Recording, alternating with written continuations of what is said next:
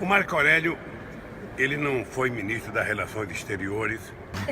E o Marco Aurélio era mais que chanceler. O Marco Aurélio me representava junto aos partidos de esquerda, onde o Celso não tinha acesso. O Marco Aurélio me representava junto ao movimento social, onde o Celso não tinha acesso. O Marco Aurélio me representava junto ao movimento sindical, junto aos partidos de esquerda, e ainda disputava com o Celso a primazia de agradar os governantes do mundo inteiro. E o Marco Aurélio não precisava falar em lugar nenhum do mundo que estava falando em meu nome.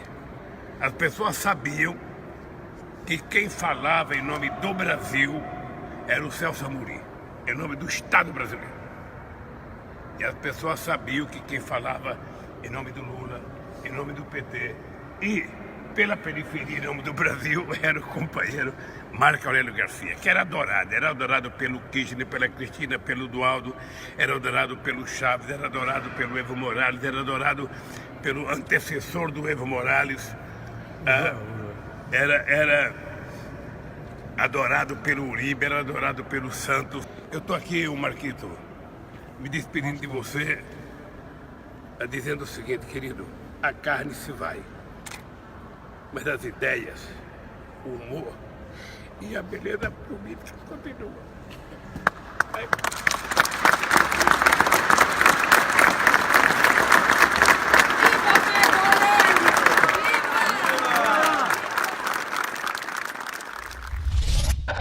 Hoy vamos a dialogar con el candidato a senador por la provincia de Buenos Aires por Unidad Ciudadana. Vamos a dialogar en profundidad con Jorge Tayana sobre la agenda política y los desafíos de la Argentina del presente. Cómo se perfila el proceso electoral de las PASO en agosto y elección general en octubre, en un momento clave de la Argentina. Pero también dialogaremos sobre lo que ha sido el proceso de integración de la América Latina, del cual Jorge Tayana fue protagonista como canciller en el gobierno de Néstor y de Cristina Kirchner. Los invito a ver Latinoamérica Piensa para poder desentrañar los desafíos de la agenda del presente. En esta parte del planeta todavía existen hombres que se sienten hermanos de sus vecinos, de hoy y de ayer. Una verdadera ola de democratización avanza sobre América Latina. Nuestros excluidos, nuestros países, nuestra democracia ya no soportan más que sigamos hablando en voz baja. La unidad de nuestros pueblos no es simple quimera de los hombres, sino inexorable decreto del destino. El sueño, el proyecto de la patria grande ha sido desde siempre un sueño compartido por nuestros pueblos. Estamos ante una oportunidad aquí en nuestra América del Sur, una región rica y respetuosa de la diversidad y de la pluralidad como pocas. Temos largo caminho a percorrer na busca de sociedades plenamente desenvolvidas e democráticas. As populações se manifestarem, os trabalhadores defenderem seus direitos.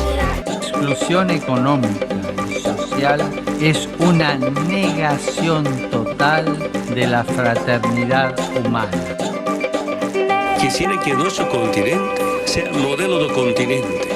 Un continente de justicia, un continente de solidaridad. ¿Y qué menos puede hacer la izquierda de América Latina que crear una conciencia en favor de la unidad?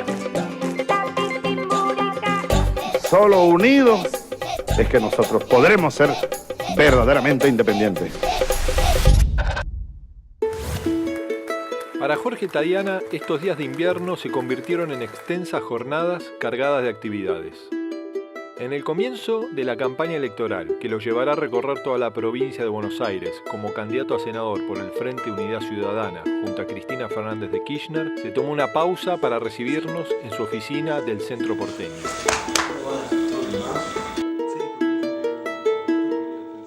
Jorge, muchas gracias por la posibilidad de poder conversar sobre los desafíos de América Latina, sobre los procesos políticos que transitó nuestro continente en la última década y media. ¿Cómo evaluás vos el presente de América Latina? Es un presente difícil, complejo, donde claramente se cumplió una etapa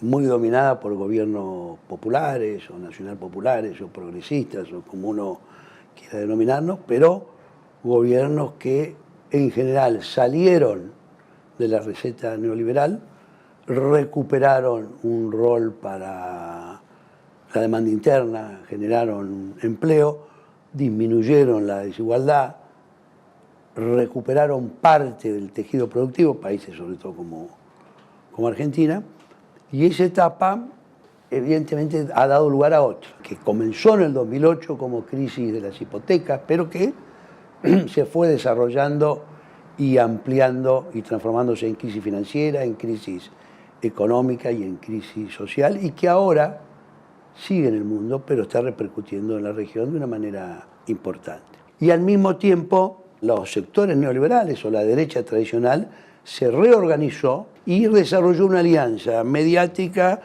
sector financiero, sector concentrado económico, partidos políticos tradicionales de derecha y aparato de la estructura de administración de justicia, y con eso han hecho una ofensiva o un avance importante en varios países sobre o los gobiernos populares o las conquistas de esos años.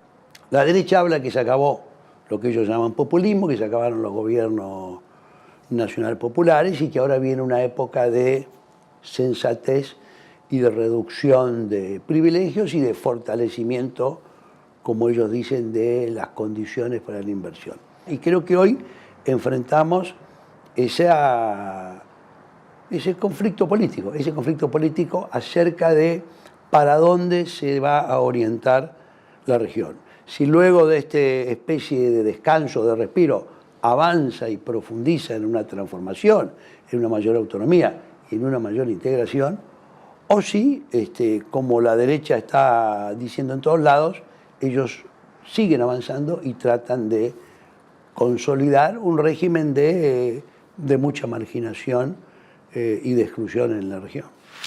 Con Brasil compartimos la determinación de fortalecer la integración regional a través de la CELAC y UNASUR. Yo reconocer el liderazgo que ha tenido Brasil siempre en los procesos integracionistas de nuestra América. Los países así como Brasil, Argentina, Venezuela, Cuba, cuando empezamos ese trabajo nos acompañó bastante. Ahora estamos mejor que antes, económicamente, democráticamente, políticamente, también mejorando la situación social. Y creo que sí, entrar en el tema de la desigualdad implica hablar necesariamente de considerarnos también un bloque en términos económicos. La integración no solamente debe ser un tema de agenda, sino una política de Estado en cada uno de nuestros países. Por un lado, observamos esa capacidad de mutar de los sectores conservadores, de los sectores más reaccionarios, pero también por el otro, el campo popular, progresista, encontró sus propias limitaciones. ¿Cuáles pensás vos que han sido las principales limitaciones a ese desarrollo? Este modelo ha encontrado una limitación que además ha sido bastante parecida a la limitación tradicional, que es que luego de un periodo de crecimiento, el crecimiento baja y nos enfrentamos de nuevo con la famosa crisis del sector externo, ¿no? O sea, la producción de dólares de la economía o de divisas es insuficiente para garantizar el crecimiento de la riqueza y un crecimiento económico largo. El desarrollo tiene que ser sustentable. Cuando decimos sustentable, estamos hablando de un componente que es todo lo que tiene que ver con el cambio climático y con los temas ambientales, que en muchos casos muy pobremente hemos desarrollado. Un segundo tema vinculado a eso, al modelo económico, es que yo creo que no tenemos ninguna posibilidad de tener un desarrollo sustentable sin pegar un salto cualitativo en la integración. En los años de gobiernos nacionales y populares, de gobiernos progresistas, se avanzó en la integración sin duda. Se avanzó en el Mercosur, se avanzó en la creación de UNASUR, se avanzó en la creación de la CELAC, se dieron muchos pasos en esa dirección, pero fueron insuficientes. Bastó que hubiera una crisis económica global para que muchos que apostaban y avanzaban a la integración perdieran parte de esa fuerza, de ese impulso y se volvieran más defensivos. Y no me estoy refiriendo solo a los gobiernos o a los presidentes, me estoy refiriendo a las fuerzas económicas, a los sindicatos, a los partidos políticos, a las fuerzas sociales. Todo el mundo, el sector productivo, todo el mundo bajó el nivel de riesgo, el nivel de apuesta a la integración. Y yo creo que eso ha sido muy negativo. ¿Por qué? Bueno, porque si no tenemos un nivel de integración que haga cadenas de valor y que genere mercados regionales, no tenemos forma, no digamos de competir en el resto del mundo, no tenemos forma de aguantar la presión del resto del mundo sobre nosotros, ni tenemos la voz lo suficientemente fuerte como para ser escuchados.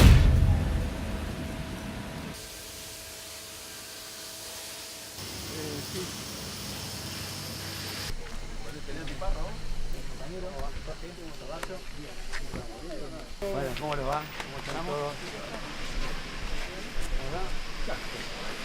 Nosotros somos una empresa que nace como empresa de servicio, preparamos vagones para la empresa Ferrosur Roca. En un momento que tuvimos la actividad en baja, digamos, como para no sacar la gente, empezamos a incursionar con otro producto, que es la estufa a leña, que estamos haciendo ahora. Bueno, gracias a Dios, esto nos ha apuntalado en momentos que hemos tenido caída en la actividad principal nuestra, pero por sobre todo nos ha permitido conservar la fuente de trabajo, ¿no? El puesto de trabajo, 35%. Estamos con este proyecto de inversión nuevo, que en realidad lo que queremos cubrir ahí es el puesto de trabajo de la gente que hoy está haciendo estufa, porque en un mes la estufa se frena, la actividad, digamos. En septiembre no le vendemos una estufa a nadie. Entonces, no hay forma. Con la misma gente nuestra vamos avanzando en el proyecto de inversión para reparar los vagones. Nos ha pasado últimamente con la estufa, ¿no? También que la sensibilidad que tenemos es que la gente tiene menos poder adquisitivo, ¿no? Nosotros tuvimos este año que diseñar un modelo de estufa más económico, digamos, que tenga menos proceso de mano de obra para bajar los costos, ser más competitivos. Claro, pero bueno, volvemos a lo que hablábamos, ¿no? Tenemos... Bueno, compiten contra el gas, digamos. No compiten, normalmente estufa a leña, el mayor consumo está en las ciudades donde no tienen gas. Exactamente, entonces, exacto. Pero sí hay gente que se está volcando también del consumo de gas al consumo de leña. Una cuestión de costo.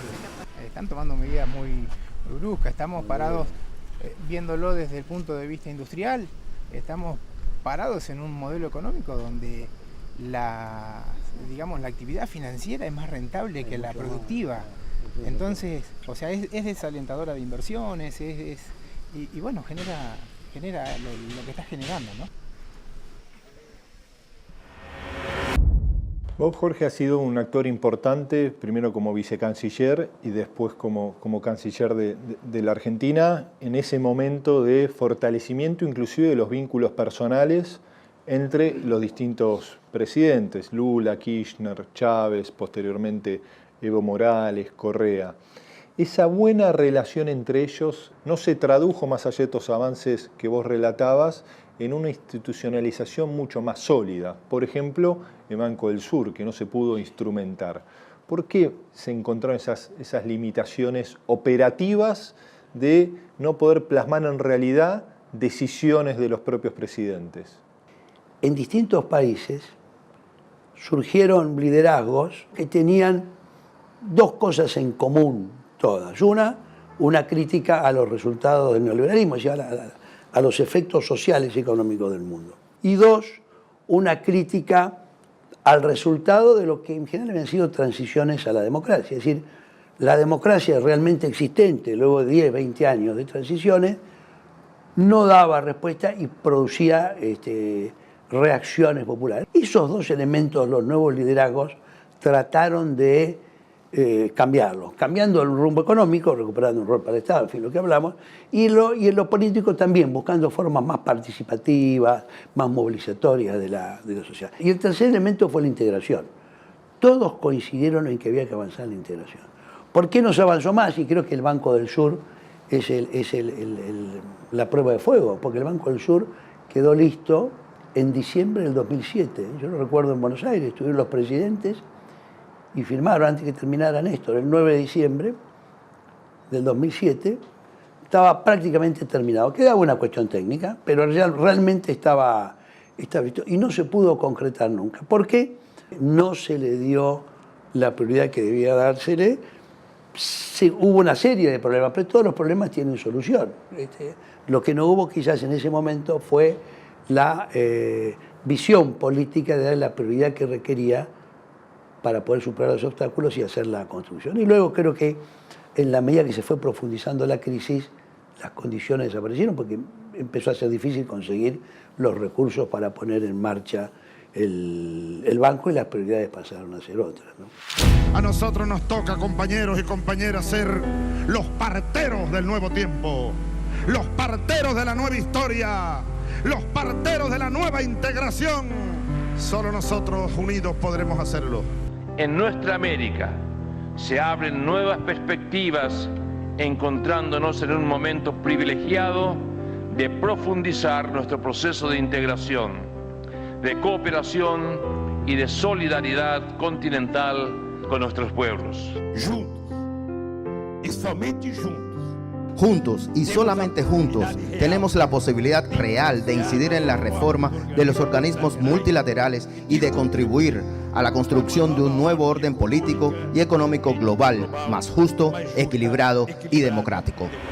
Y en la realidad de nuestros países, donde los sectores industriales, el propio sector financiero, tiene una capacidad muchas veces de condicionamiento de las decisiones políticas de cada uno de los gobiernos, ¿qué peso tienen estos actores al momento de determinar la agenda de nuestras cancillerías en pos de una integración, no desde una mirada sectorial, sino de la mirada estratégica de mirar juntos desde América Latina al mundo, integrarnos desde una base mucho más sólida? Tienen peso. Por primera vez en tantos países había gobiernos que buscaban cumplir con la voluntad popular y respetar los intereses populares y no eran simples empleados o administradores de los grandes poderes, que ha sido una tradición que ha habido en América Latina, ¿no? Porque además lo que tuvimos en estos años, y esto es bien importante tenerlo presente, es un proceso de financiarización del mundo extraordinario. Es decir, cuando hablamos de que esta globalización es una financiarización del capital y que ha desplazado el sector financiero en buena medida al sector productivo y el rol que ha tomado el sector financiero, eso se ha visto en cada uno de nuestros países. Y eso hace que ese sector financiero imponga condiciones de hecho, como de la misma manera, los procesos de inversión y desarrollo económico en poco han llevado, o en nada han llevado a nuestros países, a una mayor democratización de la economía. No se logró transformar la matriz productiva. Esa matriz productiva que está en nuestros países sigue siendo mayoritariamente una matriz productiva excluyente, si no monopólica, oligopólica o claramente con posiciones dominantes, y de hecho la innovación tecnológica en la mayoría de los casos no ha evitado que se siguiera concentrando y extranjerizando la economía. Por eso tenemos, en el caso de la Argentina, aún una matriz productiva tan concentrada en el agro, en las finanzas, en la producción de alimentos, en la minería. En general, el grueso de nuestra producción sigue siendo, por lo menos, de posición dominante, si no es oligopólica. Y eso es un déficit que nos retrotrae la discusión sobre los límites del modelo económico que desarrollamos. Por favor, intercambien, señor canciller. Entre los años 2005 y 2010, Jorge Tayana se desempeñó como ministro de Relaciones Exteriores y Culto. Sus años como canciller, durante los gobiernos de Néstor y Cristina Kirchner, lo pusieron al frente de grandes desafíos como la coordinación de la Cumbre de las Américas en Mar del Plata en el año 2005, cuando se le dijo no al ALCA, o la participación como garante en la misión humanitaria denominada Operación Emanuel en Colombia, cuyo fin era la liberación de varios secuestrados por la guerrilla de la FARC.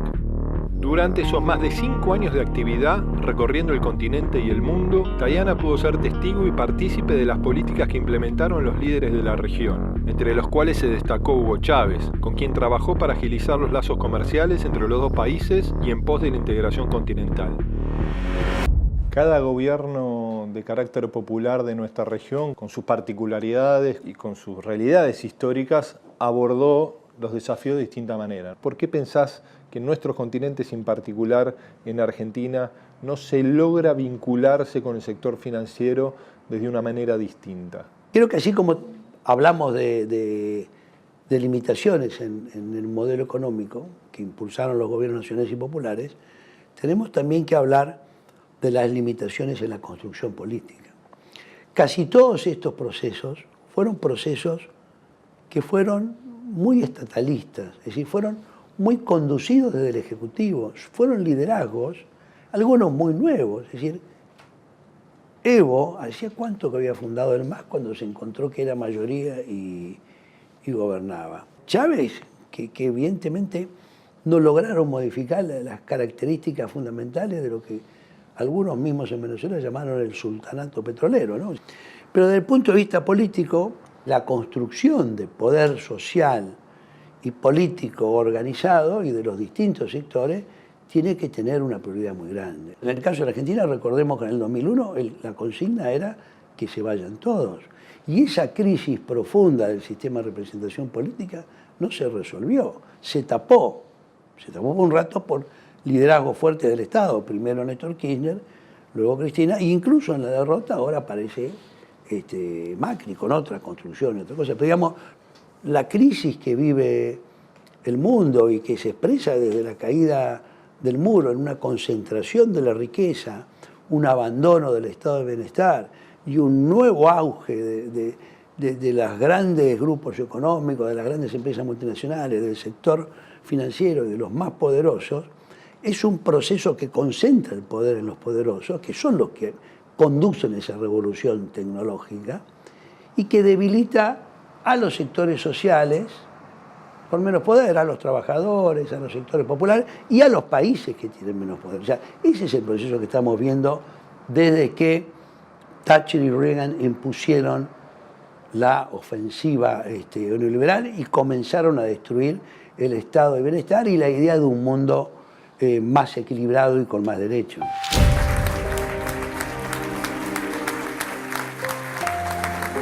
Gracias a todos.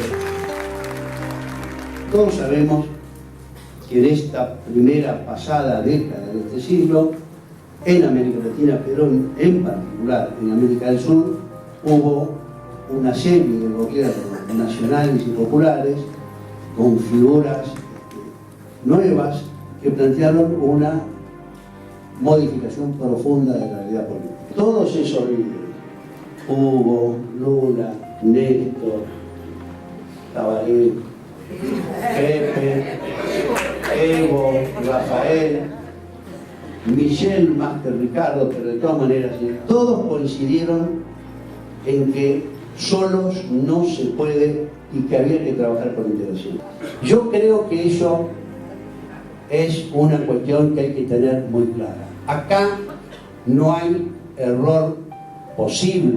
Acá, si solo queremos consolidar lo que obtuvimos, esto es como la bicicleta, se cae. La única forma de consolidar es seguir avanzando en profundizando.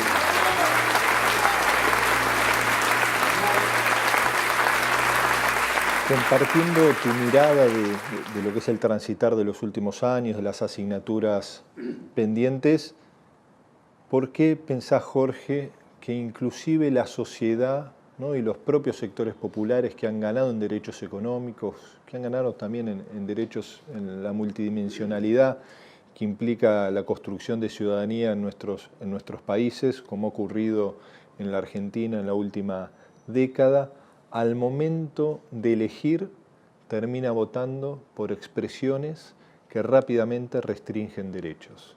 En general, los pueblos votan, sí con memoria, pero votan sobre todo pensando en el futuro. Y eso es lo determinante. Es decir, ¿qué futuro se ofrece a aquel que va a votar? Y en general los pueblos votan poco por el pasado. Entonces, y está esta famosa cosa que ya se ha vuelto un chiste, ¿no? El peronismo saca a gente de la pobreza y la transforma en clase media, y cuando se vuelve clase media dejan de votar al peronismo. Eso que vale para el peronismo vale para muchos sectores, pero en realidad eso de lo que habla es de la transformación de una sociedad y de la necesidad de un gobierno popular, nacional, de estar muy atento a cuáles son las preocupaciones y los reclamos de esa sociedad y de esa sociedad que él mismo va transformando. Yo no creo que la gente se equivoque.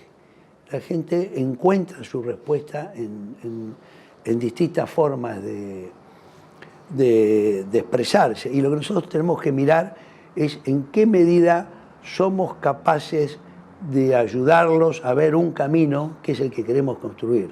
¿Sí? Hay una vieja definición de la política que dice la política es aunar voluntades en torno a un proyecto. Bueno, eso sigue siendo decisivo. Y el proyecto uno tiene que conversarlo, escucharlo, discutirlo con las mayorías. Y en esas mayorías, indudablemente, un sector importante son los sectores medios que se van desarrollando, que van creciendo, que tienen mucho dinamismo y que tienen mucha opinión y que en general su volubilidad o su cambio político es lo que define la mayoría, no solo en la Argentina, sino en muchos de las mayorías electorales en muchos de los países. Tenemos que buscar una solución y un avance en la región. No es en soledad que vamos a poder hacer estas cosas.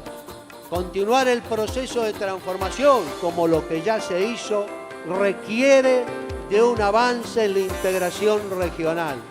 No hay desarrollo sin integración regional, sin formación de cadenas de valor, sin integración productiva, pero sobre todo sin integración política y social.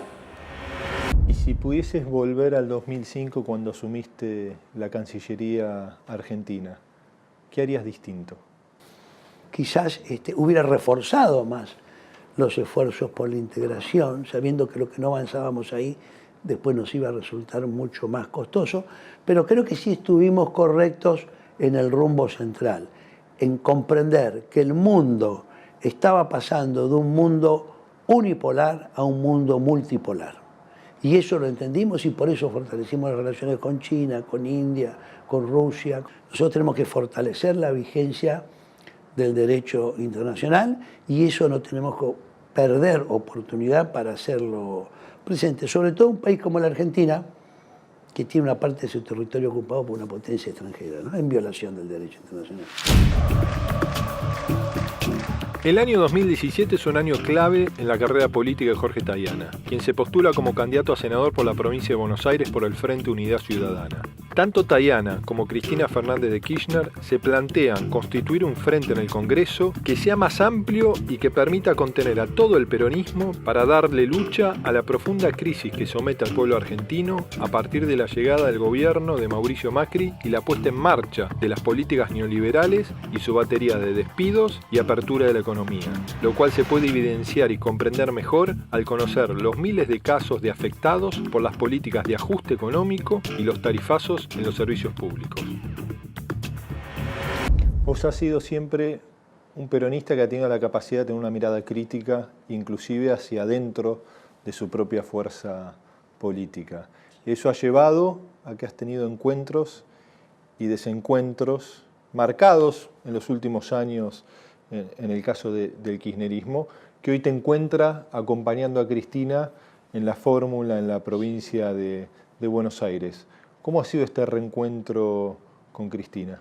Muy bueno, yo siempre he tenido buena relación con ella. Me parece que además lo que está claro es que en el peronismo siempre hemos tenido historias. El peronismo es un movimiento y cada uno está muy orgulloso de sus propias acciones, pensamientos, tradiciones. Así que eso es algo que sabemos. Y hemos aprendido a convivir con nuestros matices, sin rispideces que hubo en un pasado, ¿no? Lo que está claro es que nos une con Cristina y con todos los que estamos en el Frente de Unidad Ciudadana una clara convicción.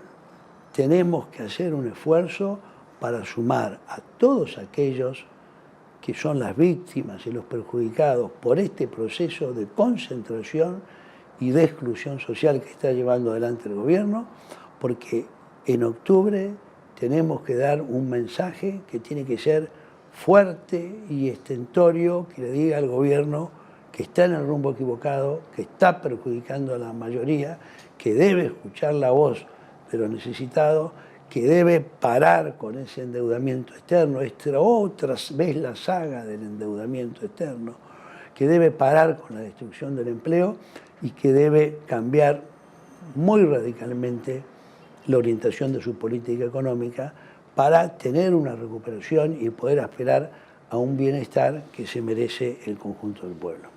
¿Y cuál es el principal desafío del peronismo de cara al futuro?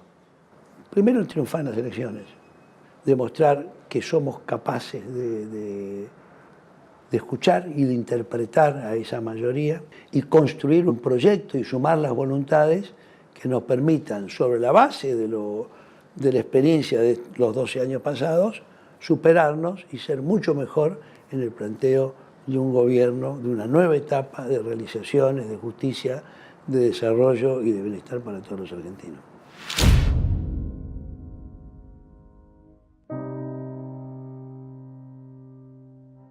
Como dije, perdona a la gente de Zárate, lo único que queremos es trabajar, nada más.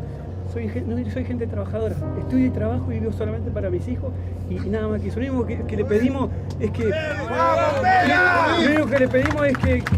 cumplan con lo que prometieron, nada más, que nos den el trabajo que necesitamos. Lamentablemente, yo hace 11 años que trabajo en la central, lamentablemente hace 5 años me diagnosticaron esclerosis múltiple. Es una discapacidad que tengo. ¡Fuerza, compañero! ¡Fuerza! ¡Fuerza, compañero!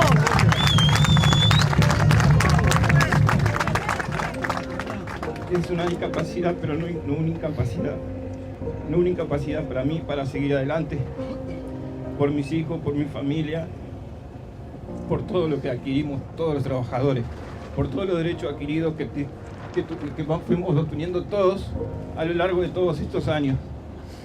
Eso es lo que a mí me da fuerza día a día para seguir en esta lucha, como lo hicimos en el año 2016 y ahora de vuelta, porque creemos en este proyecto y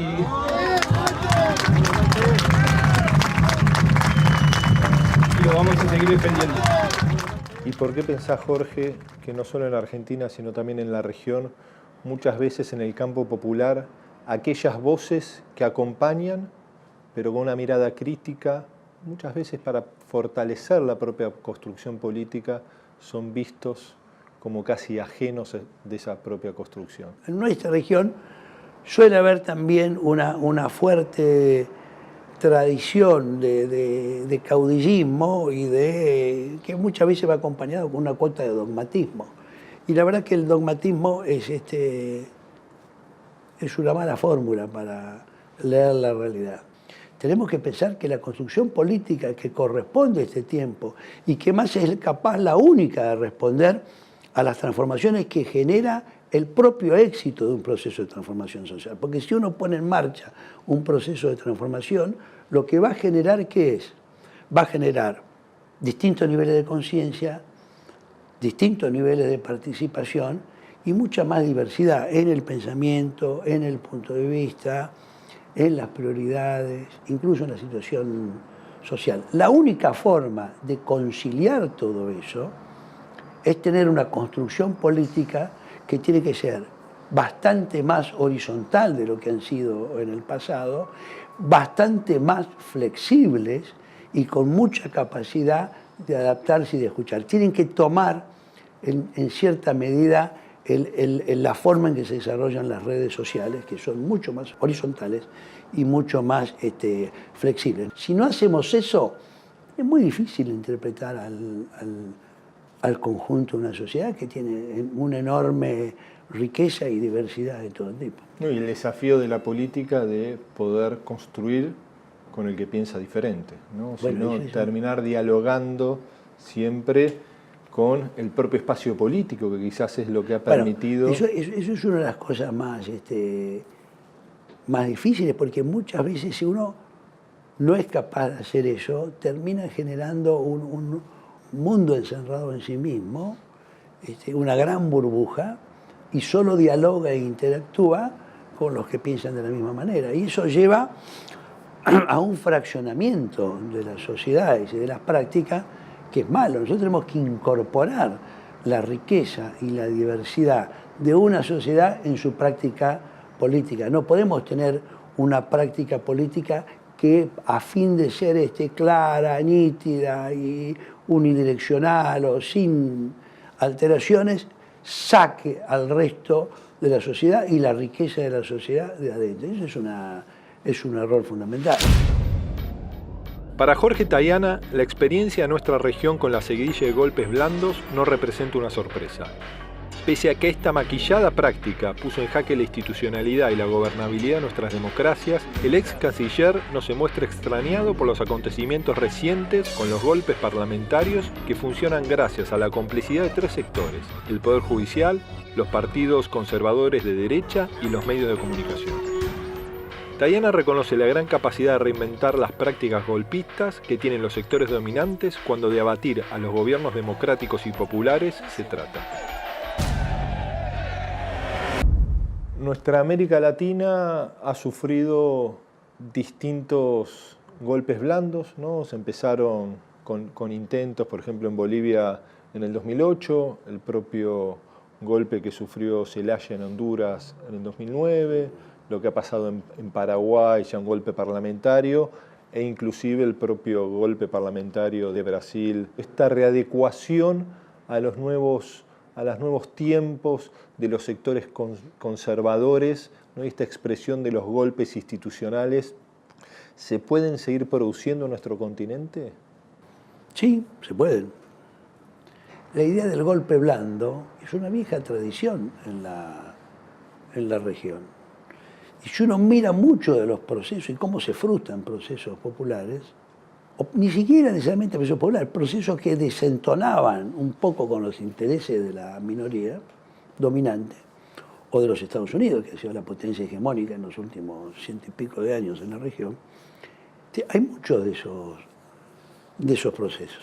Hay más de eso que del golpe tradicional que nosotros vivimos en nuestras épocas, en los 60, en los 70, con su carga de homicidios y de crímenes, pero digamos, muchas veces en nuestra región hemos tenido esos procesos. Así que no hay que sorprenderse. La verdadera defensa de una democracia está en la riqueza, en la participación, en la movilización y en la conciencia de los distintos sectores sociales que la componen.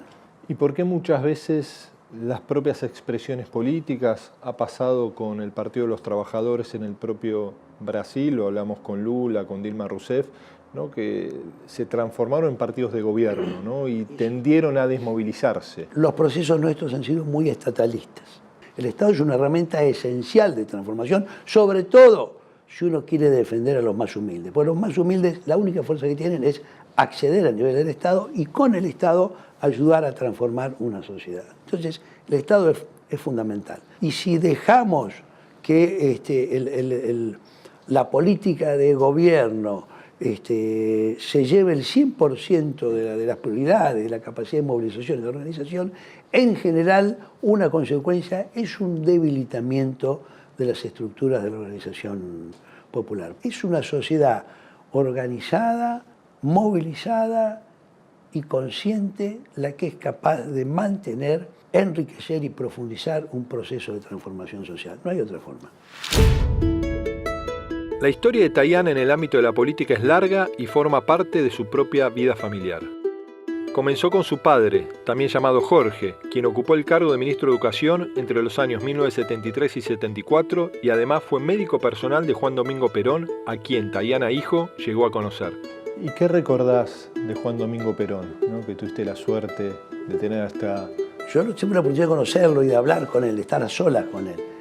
Era un hombre extraordinario, era un hombre verdaderamente extraordinario, que además tenía una educación muy grande. Cuando uno estaba con él, el rato que estaba con él, eras el centro del mundo. Ponía el azúcar del café, ofrecía cigarrillos, todo el mundo fumaba, y preguntaba si estaba bien. O sea, el centro de la atención era 100% vos, la persona que estaba con él, y preguntaba y contaba cosas. Yo tengo, de todas maneras, una anécdota que creo que a lo largo del tiempo es la que más me ha quedado como impresionado. Una vez, yo era secretario de mi padre, que era ministro de Educación, y una vez había un problema en una universidad, la Comahue, que estaba tomada por los estudiantes, que no querían el rector interventor y querían que se fuera. Al final había todo un lío muy grande. Y mi padre, que era ministro, se va a Olivos a ver al presidente. Y bueno, la expectativa era que sucediera algo, porque la universidad estaba tomada, había todo un lío. Me llamaban los muchachos de la juventud, me decían, ¿qué pasa? Bueno, muy bien. Pasaron 3 horas, vuelve mi padre, va a su despacho, entra ahí, llama unas cosas, pasan unos minutos. Yo le toco la puerta, paso, le digo, dime, ¿qué arreglaron, qué decidieron sobre este problema de la universidad? ¿De cuál? Me dice, no, el problema de la universidad es este. Ah, no hablamos de eso. Yo, ¿cómo no hablaron de eso? No, hablamos de otras cosas. ¿Y de qué hablaron, amigo? No, me dice, estuvimos hablando, habían sido como 2 horas. Estuvimos hablando de los hielos continentales y de la importancia del agua dulce para el futuro de la humanidad. Yo quedé convencido. Estos han perdido el juicio, están fuera de la realidad, no saben en qué mundo vivo. Mirándolo, de eso han pasado 40 años, ellos tenían razón, yo estaba equivocado. O sea, en ese sentido, creo que la figura de Perón es una figura que tiene lo que siempre él hablaba, ¿no? Que es una visión estratégica sobre el país, sobre el sentido de la justicia, y tenía una enorme capacidad de traducir las grandes definiciones o los grandes problemas en políticas y en visiones muy concretas, ¿no? La tradición política de su familia hizo que Jorge Tayana comenzara a militar entre la década del 60 y del 70.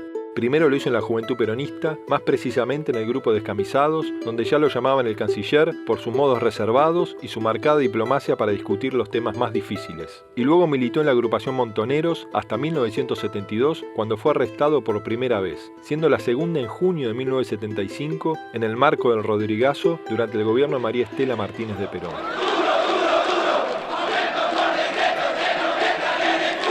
Más de 40 años de trabajo y militancia y el sueño de una Argentina con independencia económica, soberanía política y justicia social llevaron a que Jorge Tayana se sumara al proyecto político que encabezaba Néstor Kirchner, con quien llegó a ser canciller en años donde se definió el rumbo de la región y la posición de los gobiernos populares y progresistas frente a las potencias extranjeras.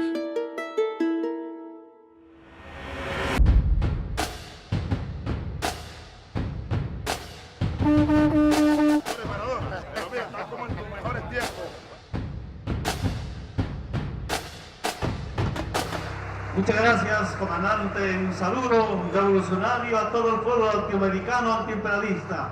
Suerte, que sigan esta gran lucha para liberar a Latinoamérica. Muchas gracias.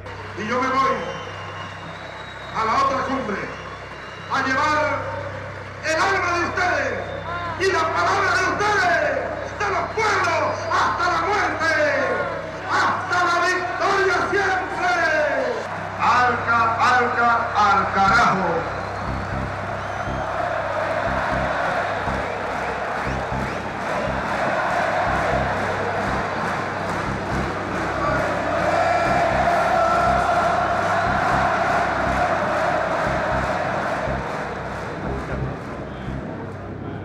Bueno, señores presidentes, los invito a tomar asiento, por favor. ¿Y cómo recordás la cumbre de Mar del Plata que se le dijo no al ALCA?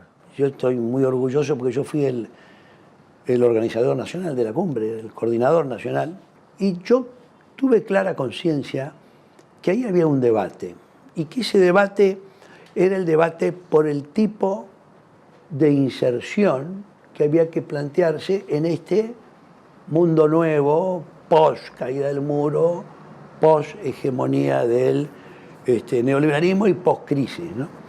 Y lo que estaba claro es que había una propuesta que era la de Estados Unidos. Y Estados Unidos tenía razón en el siguiente punto.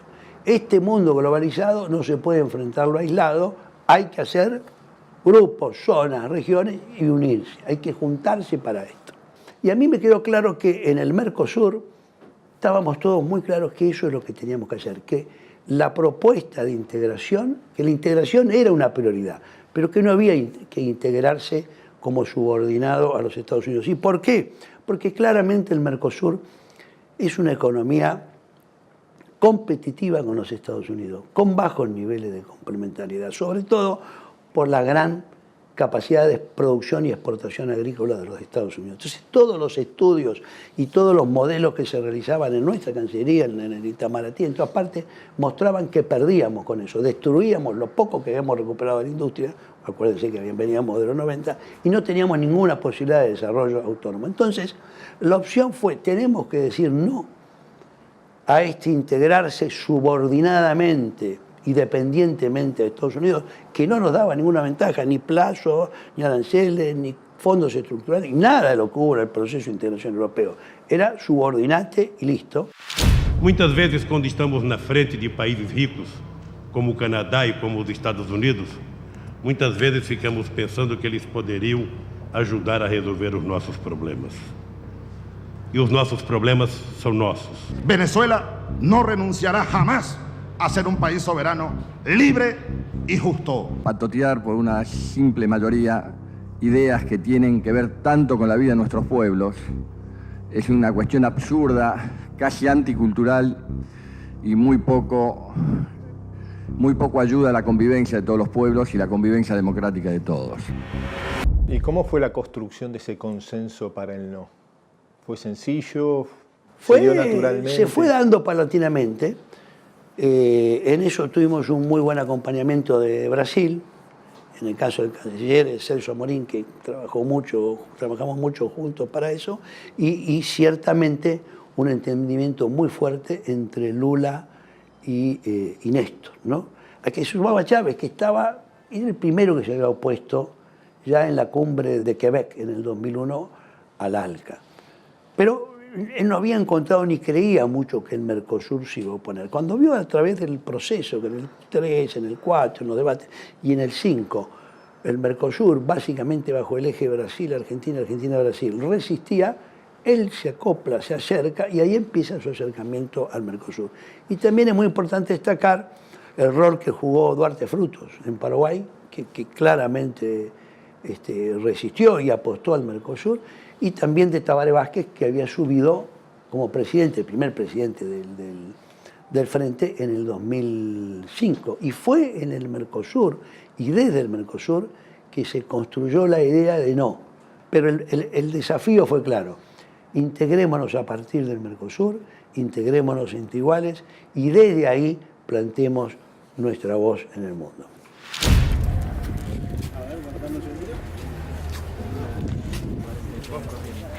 Compañero, muchísimas gracias. A nosotros nos cuesta muchísimo mantenernos, estar digamos, al corriente con los precios que tienen, porque son precios con los que no podemos competir. El problema pasa por que las grandes cadenas, al comprar otros volúmenes y ser los que marcan los precios de góndola, ellos están comprando y venden con otro tipo de margen que es distinto al nuestro. Hay muchos almaceneros que han cerrado, hay muchas carnicerías que han cerrado. O sea, han cerrado, sí. Acá en Azul, el comercio minorista que cierra. Es que no puede es ser. impresionante no puede la aguantar. cantidad que han cerrado. ¿El tema de las tarifas los ha afectado mucho o más o menos? Ha sido calamitoso, no hay control.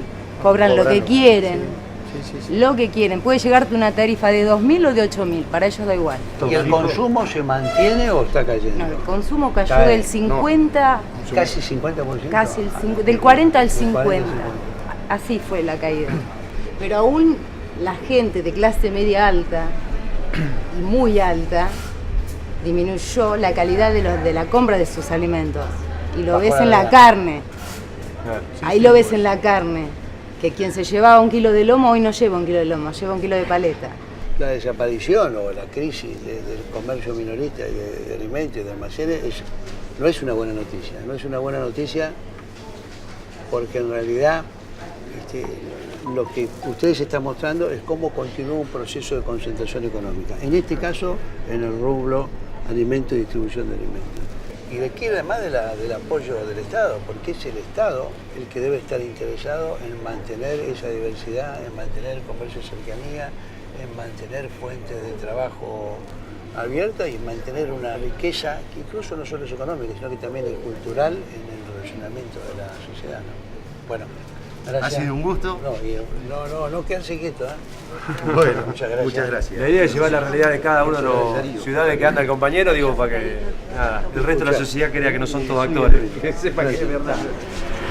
Jorge, para terminar, siempre hacemos preguntas breves, ¿no? En esto de la época de las redes sociales, los 140 caracteres, ¿cómo definirías, cómo recordás a Hugo Chávez? Con una enorme preocupación por la justicia social, una fuerte vocación por la integración latinoamericana y un inextinguible deseo de aprender. ¿Cómo recordás a Néstor Kirchner?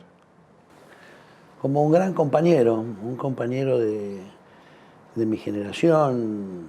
Teníamos muchas experiencias y visiones similares y un hombre con un talento político y una voluntad de cambio realmente formidable.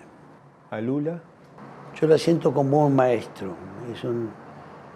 Es un hombre que ha adquirido una especie de sabiduría entre su vieja experiencia sindical y su liderazgo político y como un constructor de acuerdos y de perspectivas de cambio. Si tuvieses que elegir tu momento más feliz en la vida, ¿cuál ha sido, Jorge? Fue el 17 de noviembre de 1972, el día que volvió Perón a Argentina. Ese día sentí, como sentimos miles, que habíamos logrado un sueño que parecía imposible y en el que muy pocos creían hasta bastante poco tiempo antes que se concretara. ¿Y por qué pensás que ese día de sueño, de esperanza, se transformó poco más de 4 años después en esa pesadilla para toda la sociedad argentina? Por muchas razones. Porque los años de proscripción del peronismo,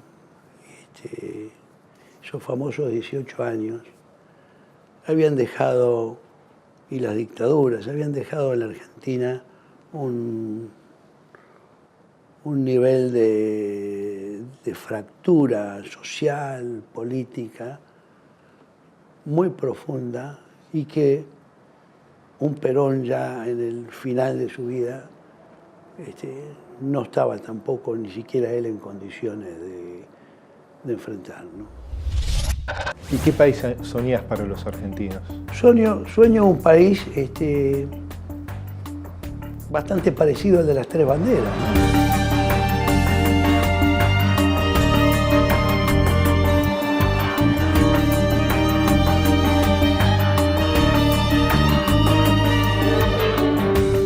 Con justicia social, con independencia económica, con soberanía política, un país que esté integrado en la región, un país con plena libertad para todos y un país en donde la gente pueda realizarse y que sea, como siempre, un artífice del destino común. Un país con vigencia de los derechos humanos.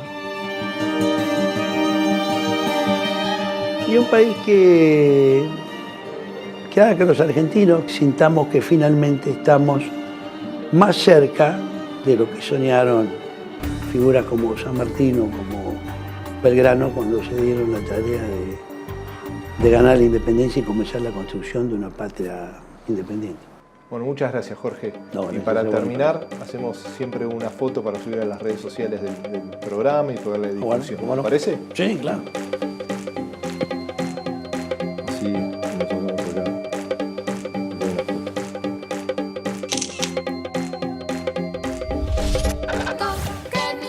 En el próximo programa abordaremos una de las principales problemáticas relacionadas con la seguridad pública en nuestro continente.